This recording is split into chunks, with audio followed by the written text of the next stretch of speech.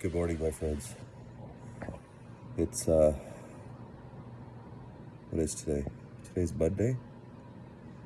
Yeah, today's Monday, the 27th. Things been kind of blurry, when you're in a hurry up and rest. Things, Today was the original day that I was supposed to come home. That's a big reason why things have been messed up. It was funny yesterday. I tell you, the whole day I was planning out that today would be the first. Because, see, if I came home like I was meant to on Monday, then the next day would have been Tuesday, and the following day would have been Wednesday, the 1st. But I came home on Saturday. So Saturday felt like Monday to me.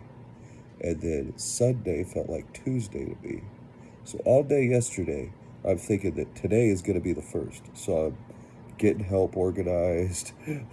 I'm getting things organized at the store so I could pay for them and have somebody pick them up for me and things like that. And I got all this logistically figured out, except for the fact that I came home on Saturday, and today is not the 1st.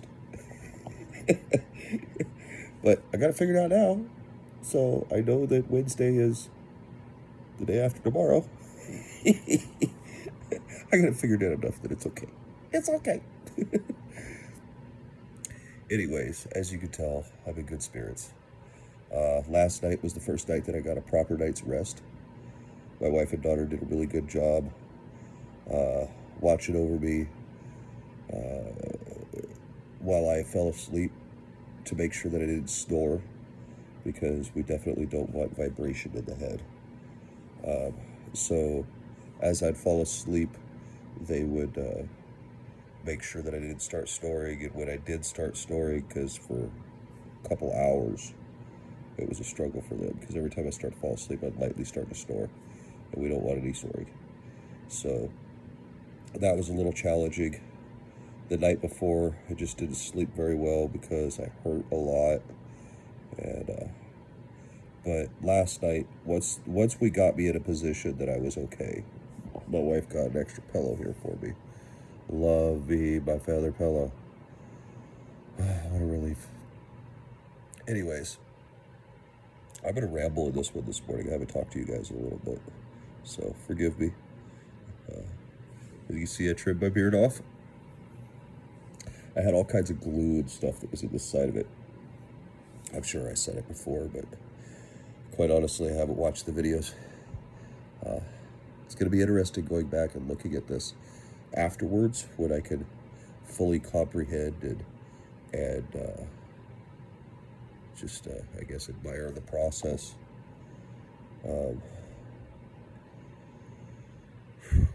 This has been as much of a documentation for me as it has been for you guys. To be honest with you, a little emotional. Going into this surgery was a little difficult to begin with, for obvious reasons, but for people in my position, going into the surgery, there's not a lot of, forgive me, sorry. There's not a lot out there on YouTube or social media or just the internet in general. Surprise, surprise, there's not a lot of information on a surgery that's only about 5 years old, on what people have experienced, what they're going through, their recovery. So it's real important that I document this for the sake of others and what they're going to go through, and for my own sake and what I've been through. It'll help me remember it and be able to share the experience more fully with everyone else, and not just tell this tale of what I remember down the road. So at the moment, some of it's still a little blurry, but I know God's been with me. I know that I'm doing better than expected, and that all is well, and that sooner than later I would be back on my feet and physically dancing a jig again. Yesterday, I posted on my Facebook that y'all can't see it, but mentally and emotionally, I'm dancing a jig right now. I might have tears because emotionally I'm a little overwhelmed, but that's to be expected. But all in all, I am in great spirits. I'm very thankful for my relationship with God because without Him, there would be no comfort in this. This was a lot to go through. So I'm gonna tell you a little story about it. Back 2017, I retired from firefighting because my family, they have physical needs that I wasn't able to be away from them for that long anymore. It made it very challenging to go for the surgery logistically because they are 100% dependent on my health being good so that I could go out and take care of their needs. They're homebound. Their condition doesn't allow them to go out in the world like ordinary people do anymore. And so I have to take care of them. And I have to be healthy to take care of them, which was why it was very important for me to go ahead and regardless of the severity and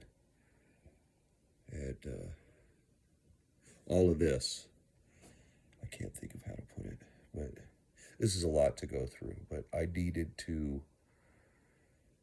take on this challenge and overcome this task because I need to be here for my family. They need me. And even now, laying here on the couch and recovering for yesterday and today, I'm still constantly organizing. Like I said, I was thinking tomorrow was the first, or today was the first, or whatever. Yeah. Ooh, Max wants in. Let's go for a little walk.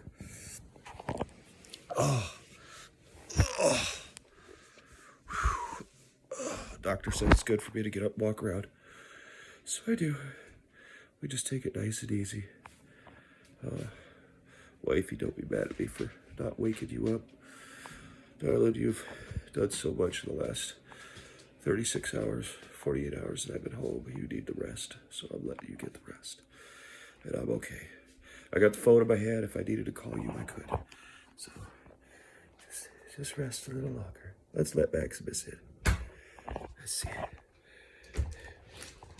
Hey, Maximus. Look outside. That's what it looks like out there right now. We got a little bit of snow last night. Not a lot, but a little bit. Stand here for a second, I'm tired. Anyways, so I retired from firefighting back in 2017, right? Because my family need me with their condition, but we also found out, I'm pretty sure maybe it was 2018. Anyways, within a year, we find out that I have a brain tumor. It's back here in my head. Well, initially, by the way the doctors were talking about it, I had an understanding it was down here underneath this eye, like down right in here. But come to find out, it was actually a golf ball right in here. Well, it was a golf ball by the time they took it out. Hang on, I need to sit down. I could stand here and just ramble to you guys. But let me get sit down first, and then we can talk more.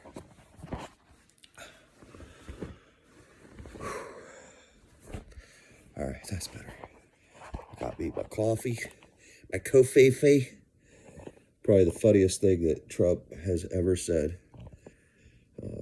Not a fan, in case you're wondering. I'm not a fan of politics in general, but anybody could say something that sticks with you. Covfefe did.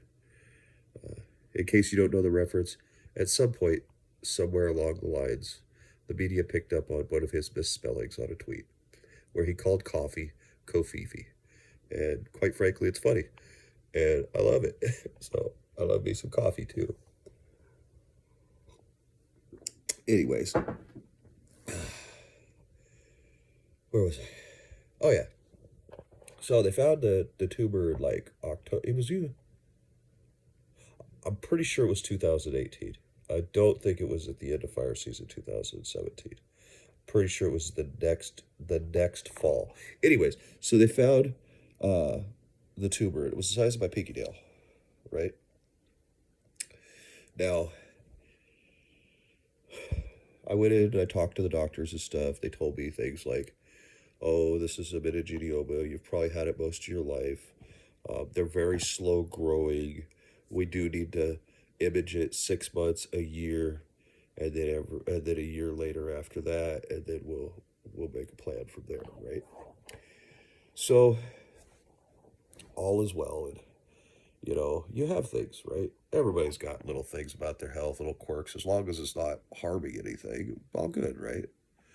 So it stressed me out a little bit. My grandmother's had cancer before, so uh, it's not prevalent in the family, but there is a little bit of medical history, so that concerned me a little bit. But they reassured me that things were good, right?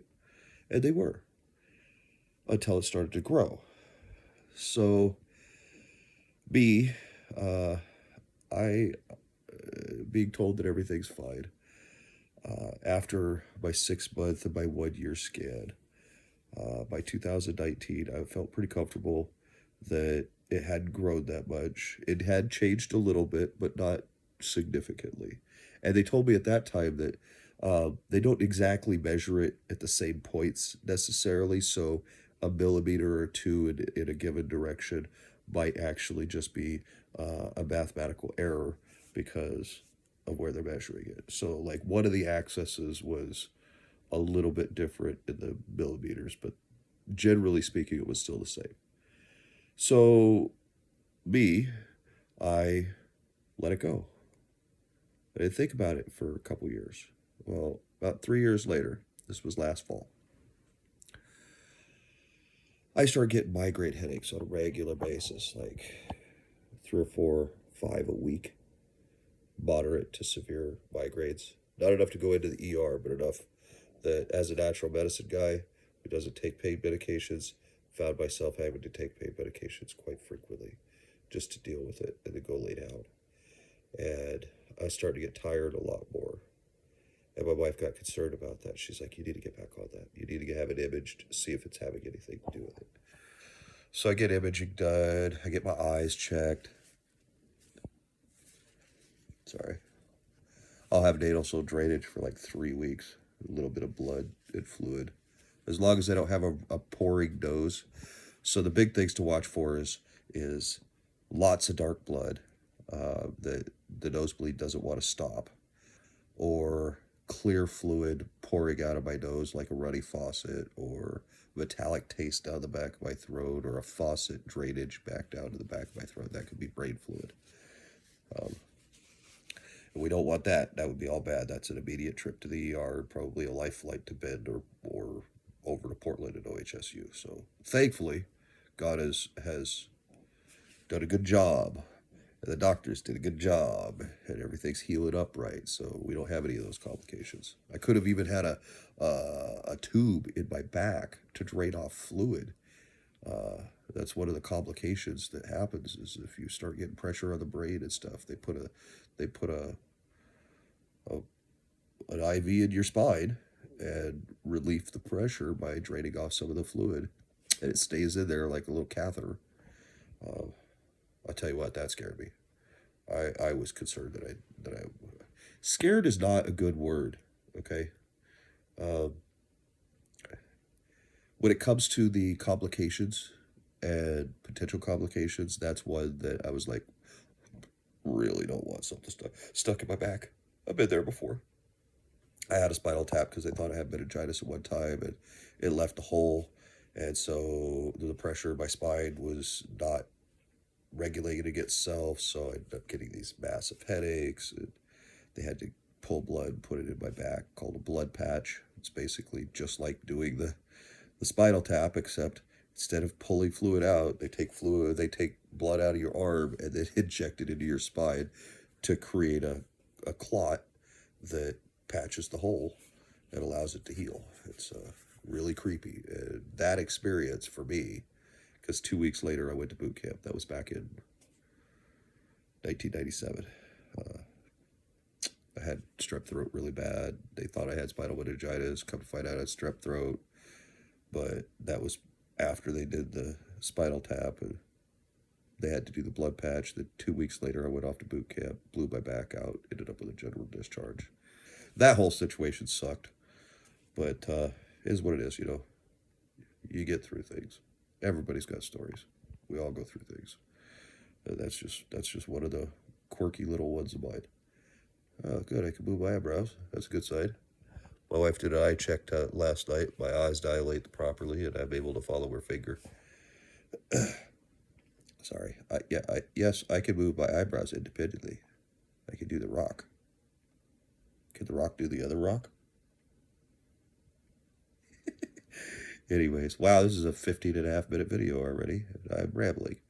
So if you're still watching, thank you. Hello. I hope it's been at least mildly entertaining and not completely dorkish. You know,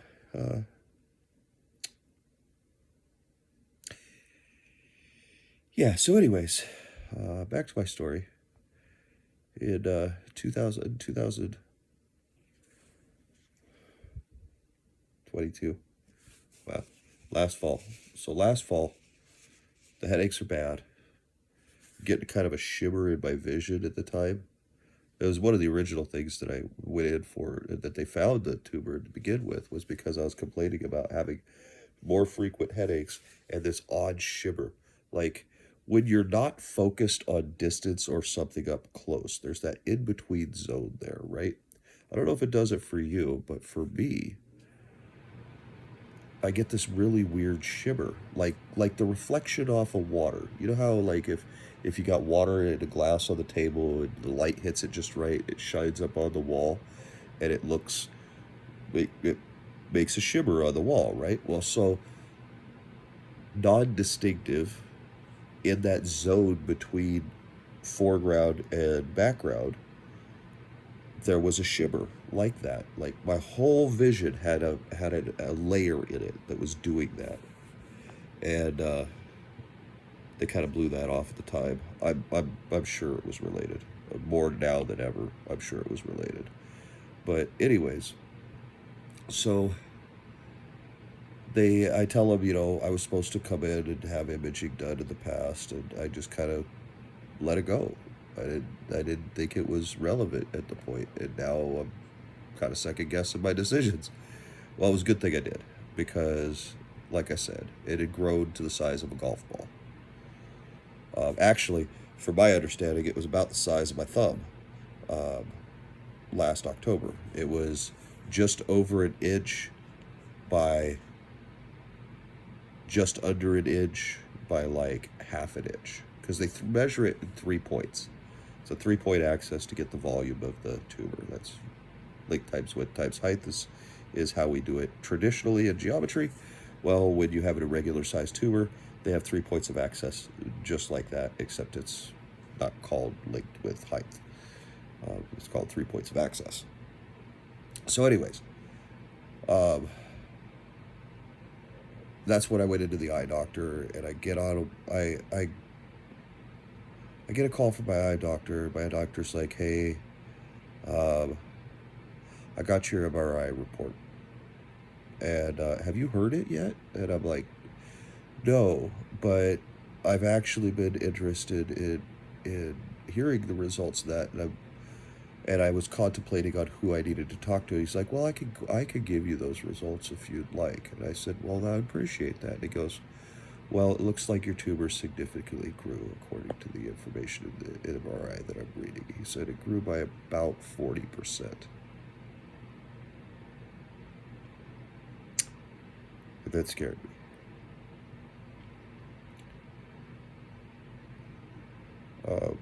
There's a video of me down by the John Day River that day. I went and I smoked a joint with my mom, and I went and I sat down by the river and I made a video, because that was a difficult moment. That's what I knew. It wasn't size my pinky anymore. That's what I knew that we couldn't just leave it.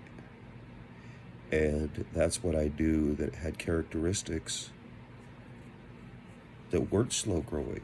I mean, going from this to this in 3 years is not, it's been there most of your life. That's not slow growing. Like he said, significant growth. And that was a somber moment. I still got some swelling in my eyelid. You see that? It's not too bad. I do sincerely hope that this eye opens up fully like this one. But I've noticed, like, here, let me get my head straight. See that? This one's still. I have an Asian eye and an American eye. When I'm stoned, I look like that. But I'm not stoned. So, anyways. So, yeah, that was a difficult moment. That was a very difficult moment. Um, had to talk to my Heavenly Father to get comfort there. And, I was encouraged to do radiation initially. Uh, the first neurologist that I spoke with about it, the one that I had spoke with the previous years that told me pinky size, slow growing and stuff, uh, they were encouraging the idea of radiation treatment, which it reduces tumor size. They build a boundary around the tumor to try to control it and keep it confined, right? With some cancers, you have to do that because, like my grandma, she has a tumor on her lung that they had to go around the outside of the tumor area to try to make a confinement space because they couldn't take it out. Um, I'm not for that. I watched my mother-in-law and others close to me who have died from chemotherapy and trying to control things.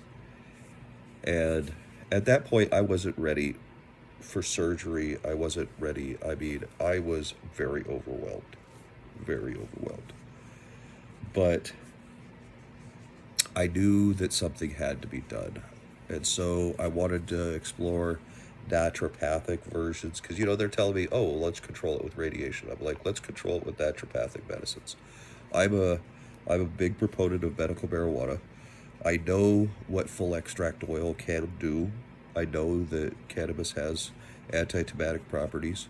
People can argue all they want, but the facts are the facts. The government even has um, patents on the processing to make full extract oils specifically for cancer treatment, but they won't allow those to go mainstream because they're protecting big pharma. That's just how it goes. Uh, but I wanted I wanted to explore those options. I wasn't I wasn't being realistic with myself though, because the reality is the tumor was growing at a rate where any kind of treatment, regardless if it's radiation or full extract oil or homeopathic medicine, whatever, you have to overcome the percentage of growth. So you have to overcome its rate of growth and be able to continue that overcoming in a reduction way. So, like for me, if it grew by 40% in 3 years, that means that I have to overcome like 12 to 13% increase in size per year with whatever treatment plan I have. Plus, the goal is to reduce the tumor. So, you're talking a monumental task to try to manage this thing in my head. Realizing that's an unrealistic expectation, then I had to start considering what options am I willing to take. And quite frankly, getting the thing out of my head was the only option for me. I wasn't willing to do any kind of chemo. I wasn't willing to do any kind of radiation. I'm not telling you that should be your decision. I'm telling you that if you're in the same position I am, you're going to have to make that decision for yourself, what's going to be best for you and what you're comfortable with. And for me, I was not comfortable with any of it.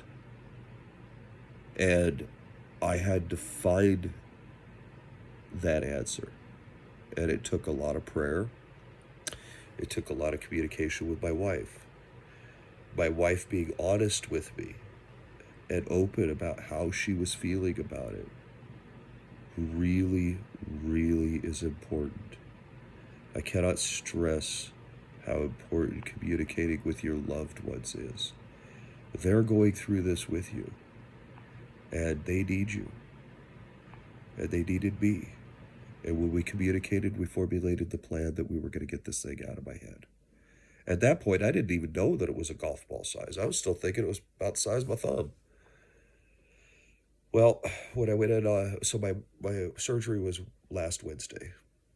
So Tuesday I went in for MRI and CT scan, so they get the hours old update. You know, just before surgery, they do all these scans. They know exactly how big it is, exactly where it is. Well, it had grown again. It had gone from my thumb to a golf ball. Um, and, you know, had I gone some naturopathic way on things, where would I be a year from now? Where would I be by this October? How big would the golf ball be by October if in just a matter of 3 months it went from that to a golf ball? And in 3 years it went from that to that. Best decision I made was to get this thing out of my head. And with the surgeries that they do nowadays, the way that they do the endoscope up the nose, they go up through here with a scope. It reminds me a lot of when I had my appendicitis. You know, they made 3 holes in my belly. They went in there with cameras and tools. They cut the thing out. I got to go home the next day after appendicitis surgery, and I got to go home 3 days after having brain surgery. I mean, the advances in modern medicine are amazing. It has its place in the world. It really bothers me that sometimes people who are like me, they prefer a homeopathic or natural medicine alternative as a first choice. Uh, it's really hard for me. I lost track of what I was saying.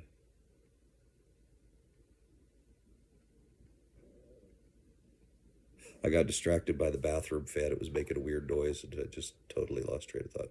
Anyways,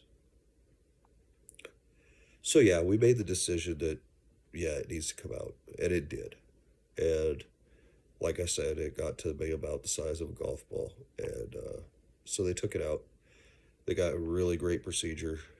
It's way better than the keyhole surgery they used to do. They used to make a whole incision right here. They cut your eyelid or your eyebrow so that way your scar would be under your eyebrow. They fold that back and then keyhole through your skull and save that, and then go in and do the surgery and stuff, which was more invasive and traumatic. So your eyes would be swollen shut for days. You'd be in the hospital for a lot longer. So this new procedure, it's about 4 years old, 5 years old, uh, makes a world of difference, absolute world of difference. But I mean, it's still a lot to go through. I mean, brain surgery is brain surgery, right, guys? But look at me. I mean, I'm a testimony of you could get through this. You'll be all right.